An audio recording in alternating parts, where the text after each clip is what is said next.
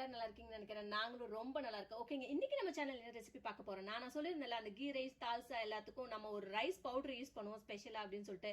அந்த பவுடர் தான் எப்படி செய்யணும்னு சொல்லிட்டு இப்ப பார்க்க போறோம். ரைஸ் பவுடருக்கு என்னென்ன பொருட்கள் தேவைன்னு வாங்க பார்க்கலாம். இங்க வந்து 100 கிராம் வந்து பட்டை எடுத்து வச்சிருக்கேங்க. அப்புறம் ஒரு 4 மராத்தி மொக்கு சொல்லுவாங்கல்ல, அது 4 ஸ்டிக் எடுத்து வச்சுக்கலாம். கிராம்பு வந்து ஒரு 10 கிராம் எடுத்துக்கலாங்க.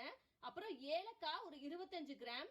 அப்புறம் இது வந்து என்ன பாத்தீங்கன்னா ஜாதி பத்திரி சொல்லுவாங்களா, அது ஒரு 4 பீஸ் எடுத்துக்கோங்க. ரொம்ப எடுக்காதீங்க, வாசம் ரொம்ப ஜாஸ்தி ஆயிரும். அப்புறம் அதுக்கப்புறம் இது என்னன்னு பாத்தீங்கன்னா ஸ்டார் அனஸ்னா நம்மளுடைய அன்னாசி பூ சொல்லுவாங்களா, அந்த அன்னாசி பூ வந்து 25 கிராம் எடுத்து வச்சிருக்கேன். பாத்தீங்கன்னா சோம்பு வந்து 50 கிராம், ஜீரகம் வந்து 50 கிராம் எடுத்து வச்சிருக்கேன். இவ்வளவுதான் நமக்கு தேவையான பொருட்கள். இது எப்படி செய்யணும்ன்றத வாங்க பார்க்கலாம். ஒண்ணுமே இல்லைங்க, இது எதையுமே நீங்க வந்து எதுவுமே பண்ண வேண்டாம். அப்படியே நம்ம வந்து மிக்ஸி ஜார்ல போட்டு நம்ம வந்து ட்ரை ஆக்கி கிரைண்ட் பண்ணி எடுக்க போறோம், பவுடர் ஆக்கி. அவ்வளவுதான். இது எதுவுமே வறுக்க கூடாதுங்க. அப்படியே டைரக்டா நீங்க மிக்ஸி ஜார்ல போட்டு நம்ம வந்து பவுடர் ஆக்கி எடுத்துக்கலாம். இப்போ அப்புறம் நம்மளுடைய ஸ்டார் அனஸ், அப்புறம் நம்மளுடைய ஏலக்காய், அப்புறம் மராத்தி மொக்கு, கிராம்பு, ஜாதி பத்திரி போட்டுடலாங்க. இது ரொம்ப போட்டுறாதீங்க, 4 பீஸ் மட்டும் போடுங்க. ஜீரகம் போட்டுடலாங்க. எல்லாத்தையும் போட்டுட்டோம். இப்ப நம்ம மிக்ஸில கிரைண்ட் பண்ணி எடுத்துடலாம். இப்போ நான் கிரைண்ட் பண்ணிட்டேன். இப்ப நம்ம பார்க்கலாம். இங்க பாருங்க எவ்வளோ பவுடரா இருக்கு பாருங்க. இந்த பவுடரை வந்து ஒரு தண்ணி படாம ஒரு கிளாஸ் ஜார்ல போட்டு வச்சுக்கலாங்க. இது எது எதுக்கெல்லாம் யூஸ் ஆகும், எது எதுக்கெல்லாம் நம்ம போடலாம்னு சொல்லிட்டு இப்ப நான் சொல்றேன்.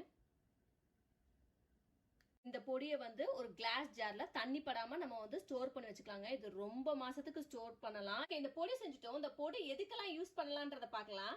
ஃபர்ஸ்ட் வந்து கீ ரைஸ்க்குங்க. அந்த கீ ரைஸ்க்கு நான் சொன்ன மாதிரி நீங்க பட்டை ஏலக்காய் கிராம்புக்கு பதிலா இதை வந்து 1/4 டீஸ்பூன் போட்டுக்கலாம். நெக்ஸ்ட் என்னன்னு பாத்தீங்கன்னா தால்சா. நான் சொன்ன மாதிரி வெஜ் நான்வெஜ் எந்த தால்சா பண்ணாலும் இந்த பவுடர் வந்து நீங்க யூஸ் பண்ணிக்கோங்க. அதே மாதிரி தான் 1/4 டீஸ்பூன் போட்டுக்கோங்க. நெக்ஸ்ட் இது எதுக்கு யூஸ் பண்ணலாம்னு பாத்தீங்கன்னா மட்டன் கிரேவி, அதுக்கப்புறம் சிக்கன் கிரேவி, எந்த கிரேவி யூஸ் பண்ணாலும் அதே மாதிரி 1/4 டீஸ்பூன் தான். ஏன்னா இது ரொம்ப போட வேண்டாம், அதனாலதான் நான் சொல்றேன். சோ நீங்க இதை வந்து யூஸ் பண்ணி பாருங்க.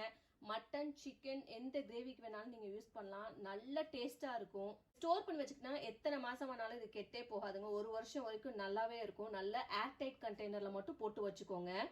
கன்ஃபியூஸ் ஆக வேணாங்க. பிரியாணி மசாலா பவுடர் வேற, இந்த ரைஸ் பவுடர் வேறங்க. ரெண்டுமே டிஃப்ரெண்டா இருக்கும். சோ இது வந்து இவ்வளவுதான், நம்மளுக்கு கொஞ்சம் பொருட்கள் தான், பட் வாசம் நல்லா இருக்கும். இது டேஸ்டும் நல்லா இருக்கும் எல்லாத்துலயும் நீங்க ஆட் பண்ணும் போது. Tips time. இந்த ரைஸ் பவுடருக்கு எந்த டிப்புமே இல்லைங்க, ஒரே டிப்பு தான். நீங்க வந்து நீங்க செய்யும் போது நீங்க எதுவுமே தயவு செஞ்சு வறுத்துறாதீங்க. டைரக்டா நான் காட்டினல அதே மாதிரி நீங்க மிக்சியில போட்டு கிரைண்ட் பண்ணி வச்சுக்கோங்க. அவ்வளவுதான். வேற இதுக்கு பெரிய டிப்ஸ் எல்லாம் ஒண்ணுமே கிடையாதுங்க. அளவு கரெக்டா நான் சொன்ன அளவு பண்ணிக்கோங்க. அப்பதான் உங்களுக்கு கரெக்டா இருக்கும். ஓகேங்க, சந்தோஷமா இருங்க, ஆரோக்கியமா இருங்க. ஆரோக்கியமான உணவே ஆரோக்கியமாக வாழ்வதற்கு வழியாகும். கமெண்ட் பாக்ஸ்ல கமெண்ட் பண்ணுங்க. நம்மளோட சேனலை ப்ளீஸ் சப்ஸ்கிரைப் பண்ண மறந்துடாதீங்க. நான் உங்களை நெக்ஸ்ட் வீடியோல வந்து பாக்குறேன். Until then, bye bye.